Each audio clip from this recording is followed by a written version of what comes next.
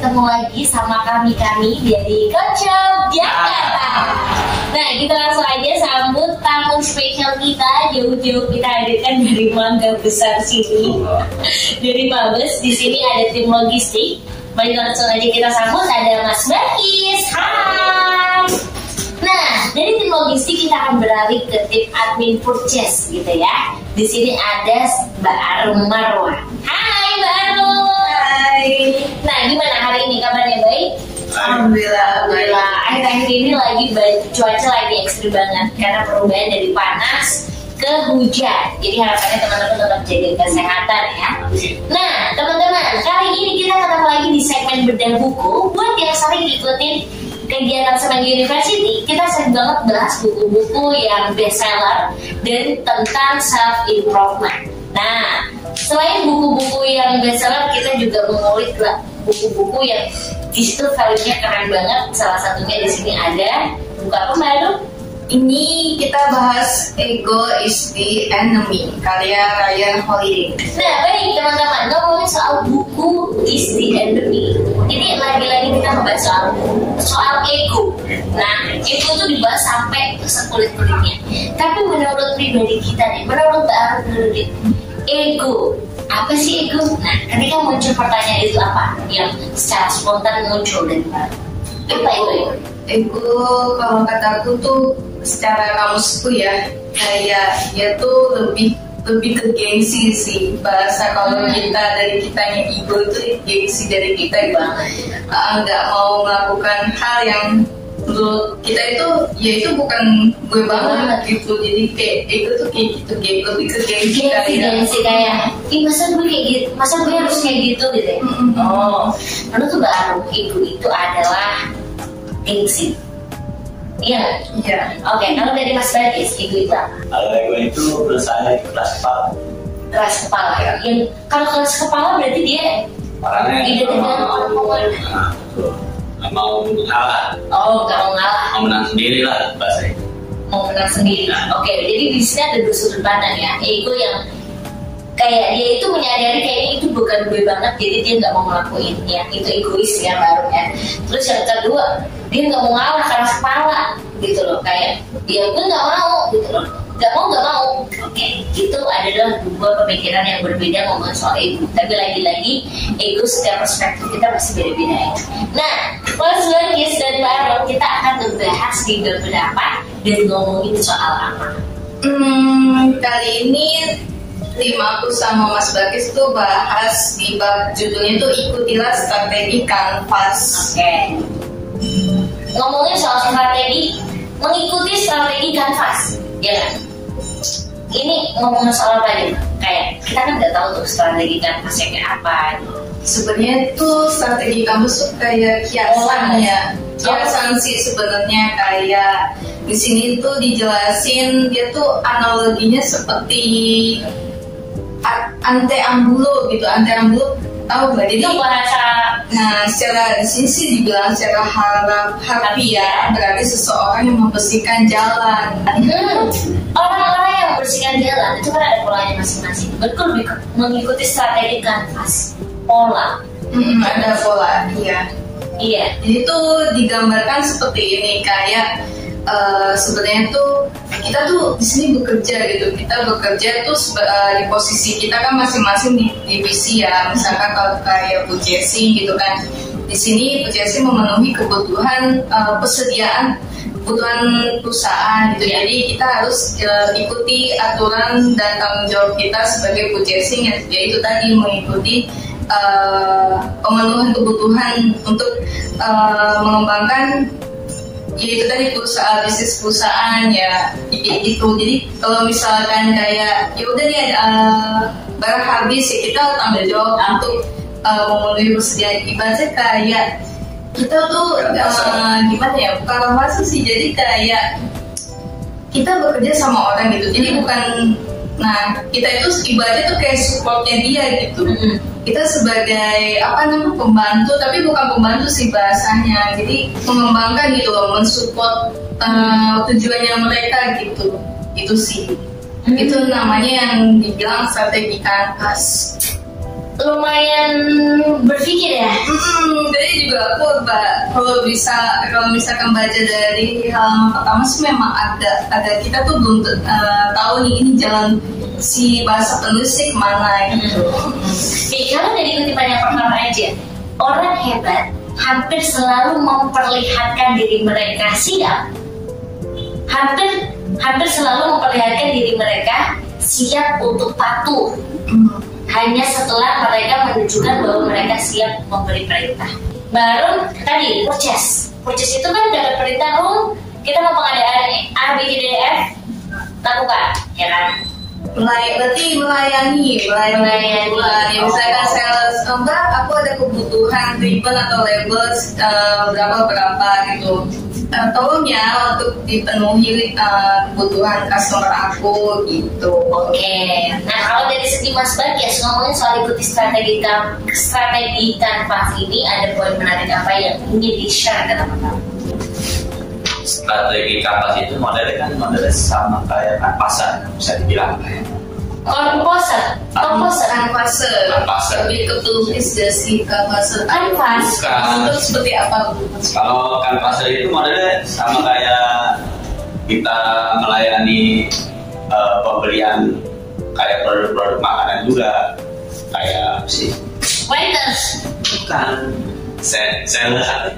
Canvas. Iya, ada sales Canvas. Sales Canvas kan yang datang.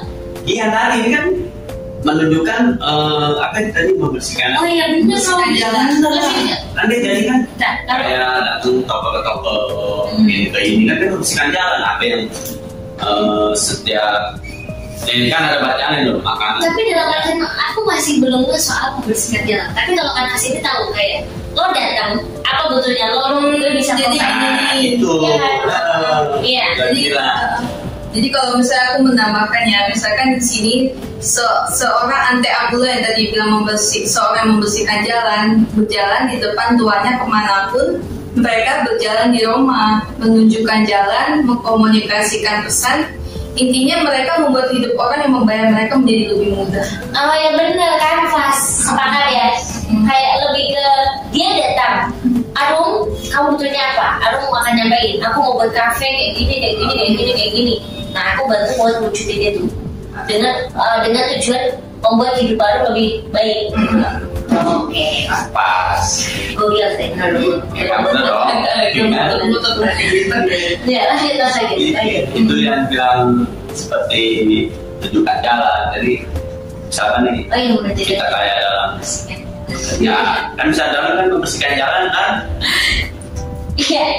Iya, dan selesai biar kebuka jalannya, iya nggak sih? Jalan seorang berjalan di depan tuanya kemanapun mereka berjalan di rumah. Ini soal tadi ya, strategi Canvas. Kita udah mulai agak terpecahkan teman-teman. Jadi yang namanya strategi Canvas, di sini kan kayak ikutilah. Itu kan pola yang sangat bagus ya baru kan. Untuk pola Canvas, kita nggak perlu ngasih tahu A, B, C, D, F, G. Ini loh yang bagus, tapi kita mau tanya maunya apa sih kita tunjukin gitu. Jadi kayak udah ketata. Oke, kita jalannya mau kemana? Berarti kan sebelum kita bisa ngarahin, kita harus butuh belajar banyak. Untuk kita bisa tahu tawaran ini akan jauh lebih bagus untuk Anda gitu loh. Nah, tapi di lain itu baru mungkin ada poin penting lain yang ingin baru sampaikan dari bagi ini. Sebenarnya sih ini kan kita bahas ikutnya strategi Canvas. Nah, apa sih korelasi hubungan sama si judulnya ini, judul utama ego. Nah, kalau di sini itu kan tadi sudah dijelaskan ya, strategi Canvas itu kan tadi berarti menunjukkan sebagai penunjuk jalan si tuan, berarti dia itu sebagai support ya, bukan pembantu ya, bahasanya kasar ya Pak. Jadi supportnya si owner. Jadi di sini tuh diceritakan korelasi hubungan ego tuh kayak ada cerita dua orang, Matias sama si Petilius. Nah, Petilius itu lulusan Harvard kan. Wow. Nah, jadi lulusan Harvard dengan yang terbilang kalau misalkan itu kan lulusan bagus ya, universitas kampus ternama, cuman karena memang di zaman dulu itu kerjaannya nggak se-fans sekarang gitu kan. Jadi yang dimana lulusan Harvard juga bisa dibilang pengalamannya nggak terlalu gitu. Dia cuma mentereng statusnya aja, tapi pengalaman kerjanya kan masih belum ada. Nah jadi egonya di sini tuh kayak ya lo kerjanya jadi bawahan dulu, tapi dia tuh masih orang gue lulusan nama masa gue cuma jadi disuruh-suruh gini sih, masa gue kerja sama orang dan gitu. Kayak egonya dia tuh begitu gitu. Nggak terima, lebih kan nggak terima ya.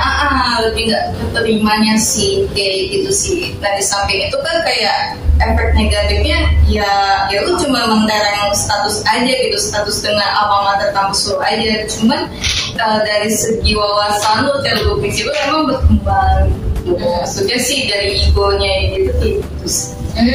Betul. Tapi ketika dia, ini dari perspektif gue ya baru, ketika dia ngerasa kan gue dari kampus ternama, masa gue harus ngikut orang ya kan. Tapi ketika dia lebih legowo, oke, aku dari kampus ternama dan dia punya pemikiran yang bagus ya kan orang-orang. Ketika dia bisa mengaplikasikan pada pekerjaannya sekarang, dia makin bisa banyak belajar, ya nggak sih? Maunya apa, oke, kita aplikasiin. Terus apa-apa, jadi dia berkembang. Nah itu dibilang namanya strategi kampus yang dengan daya pemikiran seperti itu. Berarti dia ada legowonya dong. Egonya nggak tinggi-tinggi apa dong? Enggak, yang si Petilius ini malah justru dia lebih ke ego. Nah yang tadi katakan Martin itu juga sama material gitu. Yang dia apa sih maksudnya? Kalau dari cerita gitu kan ya agak bingung juga ya. Tapi nah di sini nih perbedaannya Matias sama Petilius. Matias itu tuh bukan dari keluarga kaya dan dia tuh bergowo melayani pembisnis gitu kan. Nah itu pasti dua tokoh yang beda.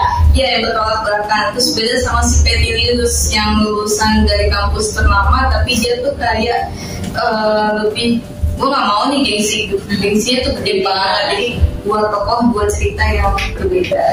Nah yang disebut sama si strategi kampus itu yang sikapnya si material itu sendiri. Yang dia karena dia merasa dia kuliah aja dia perjuangannya luar biasa. Makanya dia oke, memang aku udah lulus SS-an gitu ya. Tapi lagi-lagi di dunia kerja adalah dunia yang baru bagiku. Makanya dia mau belajar. Nah di sini berkaitan sama tema sebelumnya baru. Kami ngebahas soal menjadi pembelajar. Nah, kayak kita udah tahu menjadi gelas yang kosong, ya kan, bisa memposisikan diri. Terus gimana kita itu belajar sama orang yang lebih dari kita. Lawan kita tuh harusnya lebih pintar. Biar apa? Kita berusaha untuk challenge diri kita lebih, ini juga lebih, jadi naik bareng. Itu sih, itu tadi konsep belajar yang gue pelajari. Nah, kalau dari Mas Bagi sendiri ngomongin soal gimana sih membuka jalannya orang kayak. Tapi kalau Mas Bagi sendiri mau nggak menjadi membantu memprovide kebutuhan orang? Mau sekali, Pak. Mau sekali. Ngomongin soal strategi kanvas ini, kalau menurut Mas Bagi ada nggak sih, atau mungkin Mas Bagi sudah menerapkan dalam dunia sehari-hari ya? Ngomongin soal pelayanan, kayak ngebukain jalan untuk Tuhan gitu ya. Bahasanya memang lumayan dewa banget ya Bang ya. Nah, tapi di sini mungkin Mas Bagi punya case yang mana kamu menanyakan apa kebutuhan customermu, terus alasan aku punya ini yang itu ternyata kebutuhan mereka gitu. Itu kan salah satu konsep kanvas juga. Pengalaman itu pernah sih membuka usaha bisnis lah. Waktu itu di bidang apa kan? Atau bendanya apa? Benda itu aksesoris macam gelang, kalung, nanti cincin, antik. Nah, tapi itu menjualnya itu sesuai dengan kebutuhan customer yang sering laku lah kalau saya bilang. Ya cepat dipasarkan dan cepat juga untuk penjualan. Karena model-modelnya kan kalau aksesoris itu macam-macam. Kita milih itu yang sering orang dipakai, sering banyak yang beli. Berarti dari ngikutin konsep ini udah sering, ini laku, jadi makanya dijual. Atau kan sekarang bakal butuh dan beli. Betul. Menarik. Nah, sebelum kita akhiri, kita pengen dengerin closing statement dari masing-masing Barung ataupun Mas Bagis. Mungkin bisa dimulai dari Barung. Closing statement dari si judul ini ya, ulangin lagi, ikutlah strategi Kanvas. Buat teman-teman Smart University, kalau misalkan ya kalian dari universitas luar negeri maupun dalam negeri dengan IPK yang tinggi, semua kumlot segala macam, tapi kalian bisa dibilang ya masih mau mencari pekerjaan di sini ya kalian, atau kalau misalkan kalian pergi mencari pekerjaan di luar negeri sih is okay karena memang open minded di sana. Tapi kalau misalkan kalian tetap mencari pekerjaan di sini, kalian harus benar-benar dari bawah banget. Benar, bisa harus lamar. Kalian bisa lamar, tahu-tahu jadi manajer, dari general manager ataupun dari apalagi nih yang benar-benar di atas itu. Prosesnya akan lama, jadi kalian harus siap akan prosesnya. Siap untuk melayani perintah gitu sih kalau misalkan kalian berkembang. Jadi sabar-sabarlah sama di proses paling bawah tersebut, karena kalian tuh yang bakal ngalamin kan kalian gimana prosesnya tuh jangka panjang gitu, dan nantinya juga kalian bakal di posisi ya, posisi atas gitu. Jadi nikmatin. Poinnya adalah teman-teman harus siap untuk tidak mengikuti ego. Ya nggak sih, rendahin egomu dulu untuk kamu bisa memposisikan diri dengan orang-orang yang akan bersama denganmu. Kalau dari Mas Najis? Kalau dari saya, yang pertama poinnya itu kurangin ego. Oke. Kedua, berkembanglah di mana kalian bekerja. Berkembanglah di mana kalian ditempatkan di posisi kalian bekerja dan hingga bertumbuh sampai titik tertinggi. Menjadi saatnya memudahkan, mencapai terbatas dan melampauinya. Tepuk tangan untuk kita semua. Proses berikut kali ini yang mana semoga teman-teman bisa ambil insight positifnya, yang baik diambil, yang buruk dibuang jauh-jauh. Yang pasti kita akan sering ketemu untuk membahas buku-buku lain. Kalau teman-teman suka sama video ini, langsung aja di like, comment, dan subscribe. Jangan lupa untuk nyalakan loncengnya biar selalu dapat notifikasi dari Smart University. Sampai jumpa di bedah buku yang lainnya. Aku Ayah, Aaron, dan Bagis pamit undur diri. Bye bye.